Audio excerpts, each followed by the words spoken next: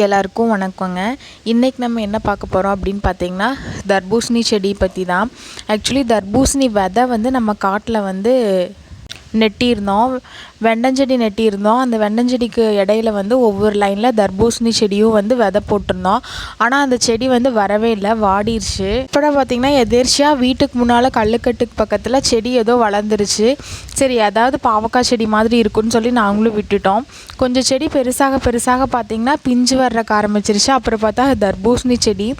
நாங்கள் எந்த விதையும் போடலைங்க. சாப்பிட்டு தர்பூசணி அரிஞ்ச கொட்டையை வேஸ்ட்டெல்லாம் நம்ம போட்டிருப்போம் இல்லைங்களா, அதிலிருந்து வந்திருக்கும் போல், எங்களுக்கே தெரில. ஆனால் காய் வந்தது பார்த்தோன்னே எங்களுக்கு ஒரே ஆர்வமாயிருச்சு. பரவாயில்லையே, நெட்டின செடி ஃபுல்லாக வீணாக போனாலும் ஏதோ ஒரு செடியாவது தானாக முளைச்சிருக்கே அப்படின்னு நினச்சிட்டு இருந்தோம்.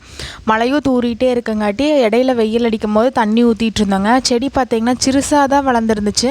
ஆனால் ஒரே ஒரு காய் தாங்க வந்துச்சு. மற்ற 3 பிஞ்சுமே வந்து எலி பூரா பிடுங்கிருச்சு. இந்த ஒரே ஒரு காயை பாதுகாக்கிறதுக்குள்ளேயே போதும்னு ஆயிடுச்சுங்க. எலிக்கு நல்ல சாப்பாடாக போச்சு. இந்த ஒரு காய்க்கே வலையடித்து பாதுகாக்க வேண்டிய நிலமை வந்துருச்சுங்க. நல்லபடியாக பாதுகாத்துட்டோம். ஆனால் என்ன பண்ணுறதுங்க, எந்த ஒரு உரமுமே போடலை.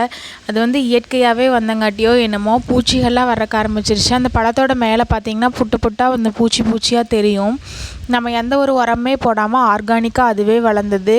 சரி, ஓகே, இதுக்கு மேலே இதை நான் பாதுகாக்க முடியாது, வெட்டிடலாம் அப்படின்னு சொல்லிட்டு செடியிலேருந்து கட் பண்ணிட்டு வந்தாச்சுங்க.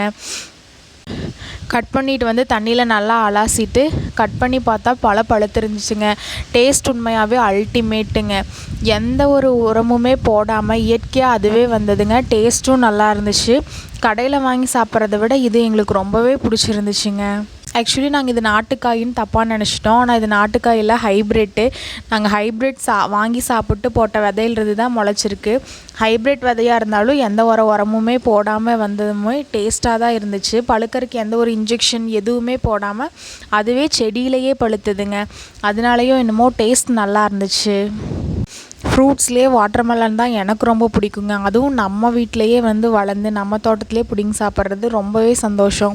உங்கள் யாருக்கெல்லாம் இந்த மாதிரி தோட்டத்தில் வந்து தர்பூசணி பிடிங்கி சாப்பிட்ட அனுபவம் இருக்குன்னு கமெண்ட் பண்ணுங்கள்.